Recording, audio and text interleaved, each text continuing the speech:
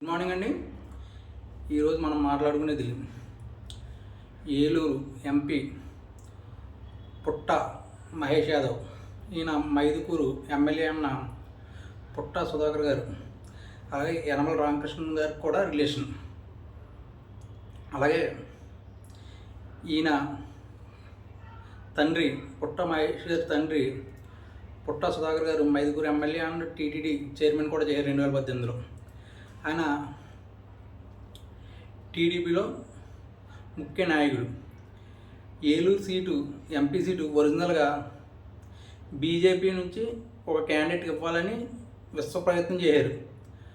కాదు అని నరసాపురం ఇచ్చి బీజేపీకి ఎక్కడ ఉన్న రాయలసీమ నుంచి తీసుకొచ్చి బీసీ క్యాండిడేట్ ఉండాలని ఏలూరులో ఇచ్చారు ఎంపీ కింద. కానీ ఆయన నిన్న డ్రగ్స్ తీసుకుంటా దొరికిపోయాడు. ఎందుకంటే ముందుకుండా ట్యాప్లో నీరు పెట్టి ఇస్తే దాంట్లో నెగిటివ్ అని వచ్చింది, కానీ బ్లడ్ శాంపిల్ తీసుకుంటే ఈవేళ పాజిటివ్ అని వచ్చింది. అలాగే తాండూరు ఎక్స్ఎమ్మెల్యే టీఆర్ఎస్ నాయకులు, ఆయన 2018లో కాంగ్రెస్ నుంచి నెగ్గారు, కానీ తర్వాత టీఆర్ఎస్లోకి వెళ్ళిపోయారు. ఆయన వీళ్ళు ఒక ఎమ్మెల్యే అంటే ఒక రాష్ట్రానికి ముఖ్య వ్యక్తి, ఒక నియోజకవర్గానికి కూడా. వీళ్ళు ప్రజలకి ఏం చెప్పాలి అన్నది లేదు, డ్రగ్స్ తీసుకుంటే దొరకడం. వీళ్ళ లైఫ్ క్లోజ్ అయిపోయినట్టే.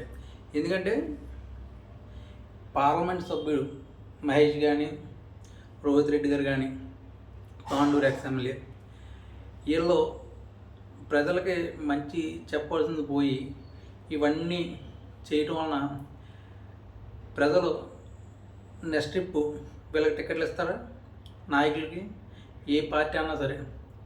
ఎందుకంటే ఆర్ఎన్ శ్రీనివాస గారు ఉన్నారు, ఆయనకు కూడా మ్యాక్సిమం రైల్వే కూడా టికెట్ ఇవ్వరు. ఎందుకంటే ఇప్పటికే చంద్రబాబు నాయుడు గారు నోటీసులు ఇమ్మని పల్లా రాజేశ్వరరావు గారికి చెప్పారు. టీడీపీ ప్రెసిడెంట్ ఉన్నారు ఏపీకి, చెప్పారు, వివరణ ఇమ్మన్నారు. ఆయన మీటింగ్ పెట్టి నాకు సంబంధం లేదన్నారు. కానీ తెలంగాణ పోలీసులు దీని గురించి ప్రెస్ కాన్ఫరెన్స్ పెట్టి మరీ చెప్పారు, పుట్ట మహేష్ యాదవ్ అండ్ రోహిత్ రెడ్డి ఉన్నారు అని. అంటే దీంట్లో 100% ప్రజలకి ఏం చెప్తారు వీళ్ళు అన్నది ప్రజలు కంపల్సరీ ఆలోచిస్తారు. కానీ వీళ్ళ లైఫ్ క్లోజ్ అయిపోయినట్టే ఎట్టి పరిస్థితుల్లో.